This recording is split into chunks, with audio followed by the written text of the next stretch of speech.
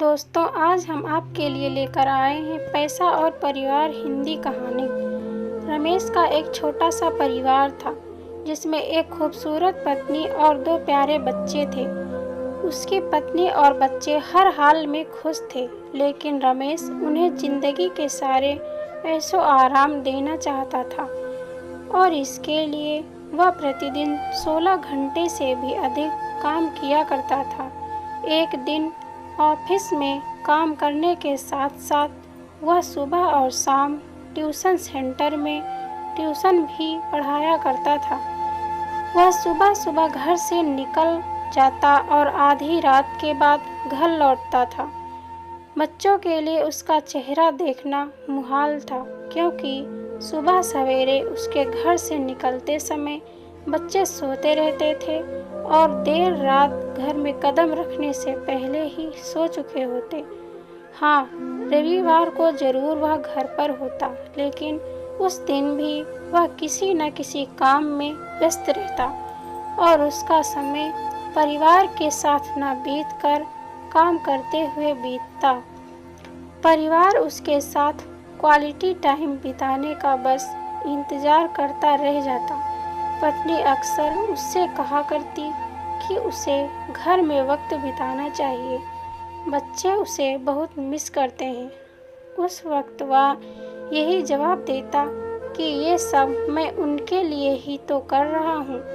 बढ़ते घरेलू खर्च और स्कूल खर्च के लिए मेरा ज़्यादा काम करना ज़रूरी है। मैं उन्हें एक अच्छी ज़िंदगी देना चाहता हूँ। रमेश की यह दिनचर्या वर्षों जारी रही। वह यूं ही परिवार को अनदेखा कर कड़ी मेहनत करता रहा।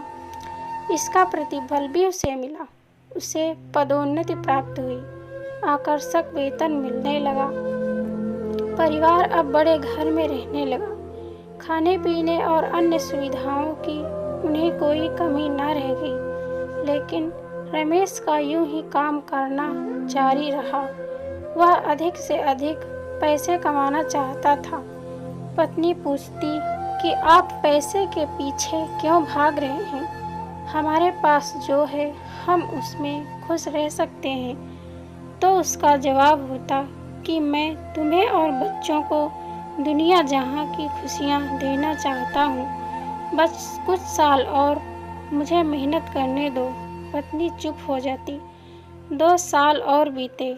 इन 2 सालों में रमेश बमुश्किल अपने परिवार के साथ समय बिता पाया। अपने बच्चे पिता को देखने के लिए, उससे बातें करने के लिए तरस गए। इस बीच एक दिन रमेश की किस्मत खुल गई।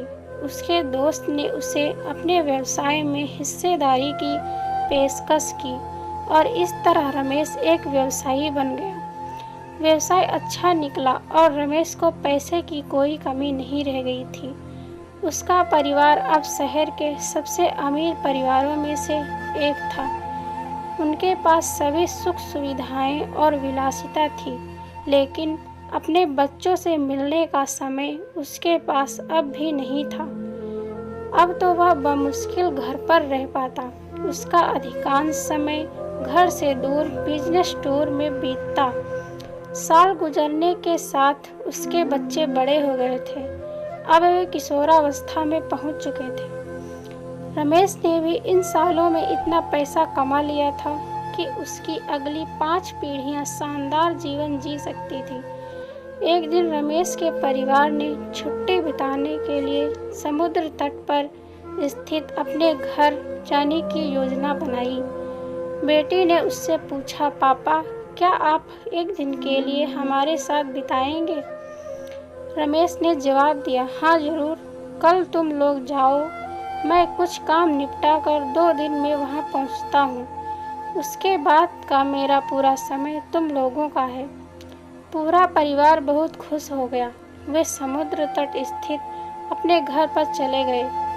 2 दिन बाद रमेश वहाँ पहुँचा, लेकिन उस दिन उसके साथ समय बिताने को कोई नहीं था। दुर्भाग्य से वे सभी उस दिन सुबह आई सुनामी में बह गए थे।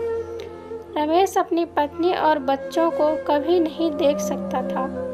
करोड़ों की संपत्ति होने के बाद भी वह उनके साथ का एक पल भी नहीं खरीद सकता था। वह पछताने लगा।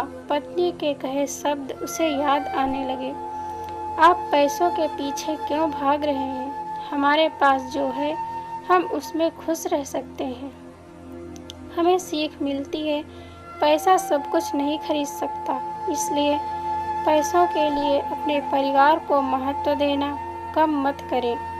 पैसा खो जाने के बाद फिर से कमाया जा सकता है, लेकिन अपनों को खो देने के बाद दोबारा वापस नहीं पाया जा सकता। तो दोस्तों, यह थी हमारी आज की कहानी। अगर यह कहानी आपको पसंद आई है तो कृपया इसे लाइक करें और ऐसी ही और कहानियाँ सुनने के लिए हमारे चैनल को सब्सक्राइब करें। दोस्तों, यह कहानी आपको कैसी लगी? कहानी पर अपनी राय देने के लिए कमेंट करें। धन्यवाद दोस्तों।